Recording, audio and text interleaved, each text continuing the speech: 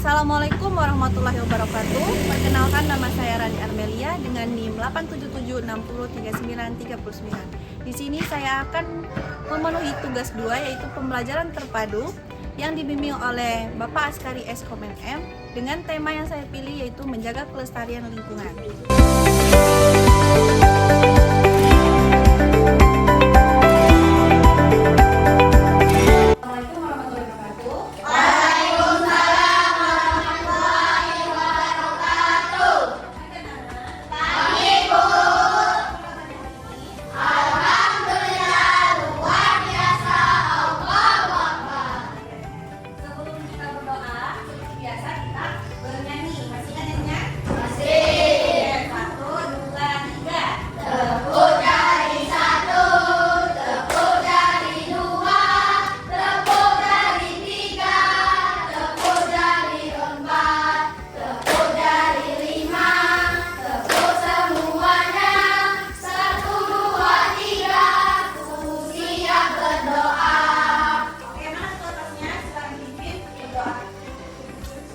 Marilah kita berdoa dengan kepercayaan masing-masing.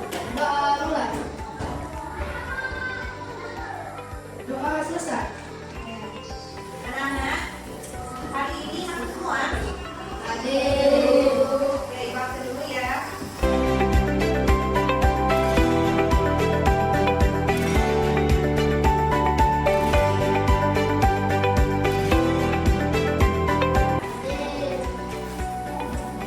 Untuk materi hari ini kita akan belajar tentang menjaga kelestarian lingkungan dengan tema lingkungan.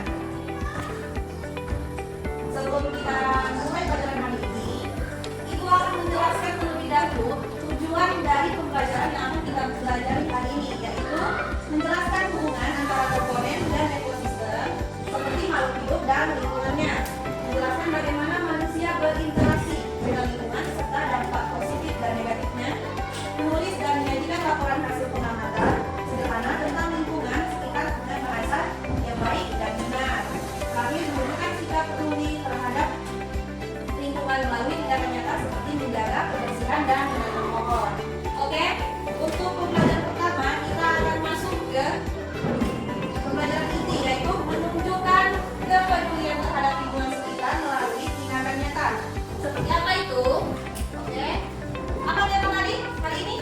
Menjaga kelestarian lingkungan.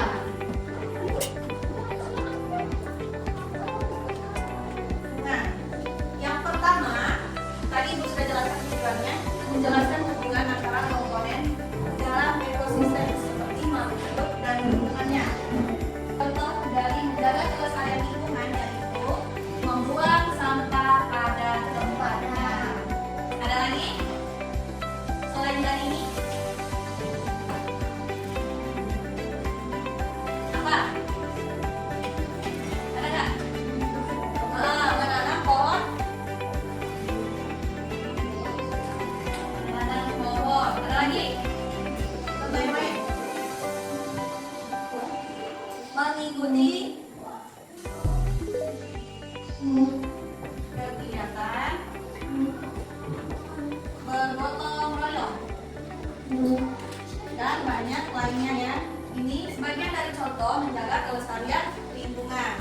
Oke, untuk yang kedua, kita akan mengidentifikasi komponen biotik dan abiotik. Apa itu komponen biotik dan abiotik? Komponen biotik adalah makhluk hidup seperti manusia, hewan, tumbuhan, dan mikroorganisme. Sedangkan komponen abiotik adalah benda tak hidup seperti air, udara, cahaya matahari, dan suhu.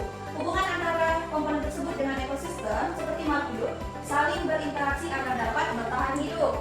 Contohnya, tumbuhan membutuhkan cahaya matahari dan air untuk fotosintesis, hewan memakan tumbuhan untuk bertahan hidup. Nah, adapun rantai jaring-jaring makanan, rantai makanannya seperti urutan makanan yang dimakan makhluk hidup ada rumput, belalang, katak, ular, dan elang. Apakah kalian pernah mendengarnya? Nah. Oke, jaring-jaring makanan gabungan dari beberapa rantai makanan dalam satu ekosistem. Keseimbangan ekosistem, jika satu komponen hilang, keseimbangan ekosistem tersebut akan terganggu. Contohnya, ketika kita menebang pohon di hutan akan menyebabkan hilangnya tempat tinggal hewan. Nah, di sini kita akan belajar berdiskusi kelompok. Silakan bagi kelompoknya menjadi 4. Satu kelompok terdiri dari 3 orang. Ada yang 4 orang. Kembali saja ya. Ibu akan membagikan suatu rantai-rantai makanan di hutan. Nah, kalian bisa lihat di gambar itu ada rantai makanan di hutan. Yang pertama ada rumput. Rumput dimakan dengan Lalang. Kata. lalang dimakan oleh Kata. katak dimakan oleh Ular. ular dimakan oleh Ular. Nah, selanjutnya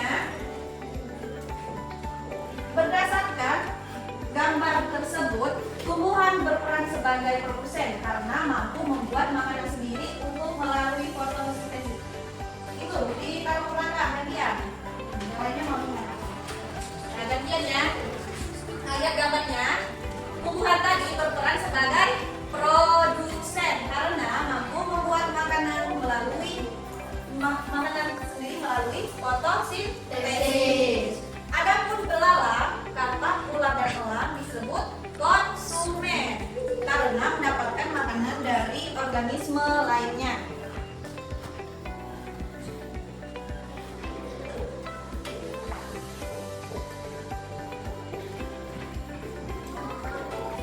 Ingatkan perbedaannya, tumbuhan sebagai produsen, belalang, katak, ular dan elang sebagai konsumen. Nah, belalang itu berperan sebagai konsumen 1, katak sebagai konsumen 2, ular sebagai konsumen 3, dan elang sebagai konsumen 4 atau konsumen puncak. Oke, lanjut. Di sini ada bentuk interaksi manusia dengan lingkungan. Yang pertama yaitu mengelola tanah untuk pertanian, menebang pohon untuk kayu dan bahan bangunan, membangun rumah dan jalan, dan dampak interaksi manusia terhadap lingkungannya ada dampak positif dan dampak negatif. Dampak positifnya apa? Penghijauan, irigasi, dan penanaman kembali hutan. Sedangkan dampak negatifnya pencemaran udara dan air, banjir, tanah longsor, dan punahnya hewan. Untuk menjaga kelestarian lingkungan tersebut, kita harus menanam pohon, mendaur ulang sampah, menggunakan energi ramah lingkungan, tidak membuang sampah sembarangan. Oke anak-anak, sudah berikan komponen tadi?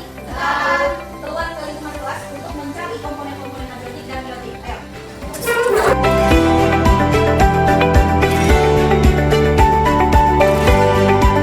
Oke, di sini kalian disuruh mencari di sekitar lingkungan kalian apa yang kalian lihat di buku. Apakah kalian menemukan ular, belalang, banyak tumbuhan lainnya. Silakan kalian tulis mencari yang kalian lihat dan tulis di buku ya. Sesuai kelompoknya masing-masing. Nah, dia sedang memakan daun. Silakan ditulis.